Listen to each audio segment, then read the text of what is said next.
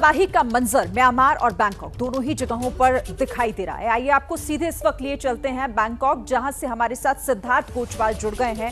जानते हैं उनसे कि क्या फिलहाल ताजा अपडेट है। सिद्धार्थ, तबाही का मंजर हम तस्वीरों के जरिए तो देख रहे हैं, लेकिन आप वहां पर मौजूद हैं चूंकि, तो बताइए अभी वहां पर क्या हालात हैं, कितने लोगों की मौत का आंकड़ा सामने निकल कर आया है और क्या अपडेट है फिलहाल वहां से? यहाँ पर जो है हाल बहुत ही ज्यादा खराब है।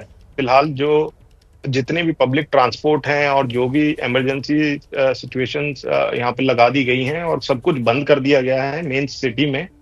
और यहाँ पर जो सबसे बड़ा प्रॉब्लम आ रहा है वो इंडियन टूरिस्ट या इंडियन जो लोग हैं उनके साथ ये आ रहा है कि यहाँ पे इंग्लिश नहीं आती है लोगों को, और किसी को कुछ हेल्प चाहिए तो वो आपस में एक दूसरे के भरोसे ही हैं, क्योंकि नेटवर्क्स भी ऑलमोस्ट बंद हो गए थे, जो कि अभी थोड़ी देर पहले ही स्टार्ट हुए हैं। इंटरनेट कनेक्शन भी नहीं चल रहे थे, तो किसी को ट्रांसलेट करना होता था तो उसमें एक फोन पे ऐप होती है ट्रांसलेटर, उसके थ्रू हम कर रहे थे यूज, किसी को कुछ समझाना है तो। एक महाराष्ट्र से आई हुई फैमिली थी जो कि 3-4 फैमिलीज एक साथ आई हुई थी, उनके जी। बच्चे एक गाड़ी में थे और वो फैमिली अलग गाड़ी में थी, बड़ी कैंपर वैन्स थी वो। तो बच्चे एक गाड़ी में फंसे हुए थे और उनका जो ड्राइवर था वो फ्लाईओवर के बीच में ही जब अर्थक्वेक आया तो उन्हें छोड़कर भाग गया था। तो उन बच्चों का कांटेक्ट नहीं हो पा रहा था अपनी फैमिली से, तो वो बड़ी मुश्किल से उनकी फैमिली से कांटेक्ट करा, क्योंकि सारी जो गाड़ियां थी वो स्टैंड जी। स्टिल पे आ गई थी, कोई गाड़ी भी हिल नहीं रही थी कहीं से भी। तो उनको, उन बच्चों को किस समहाउ हम लेकर गए उनके पेरेंट्स की गाड़ी, जो कि 2-2.5 किलोमीटर आगे थी, किसी किसी से रिक्वेस्ट करते हुए कि भाई इनको इनकी फैमिली तक ले जाया जाए। तो बहुत ही पैनिक सिचुएशन थी उस टाइम पे, कुछ समझ नहीं आ रहा था कि क्या हो रहा है।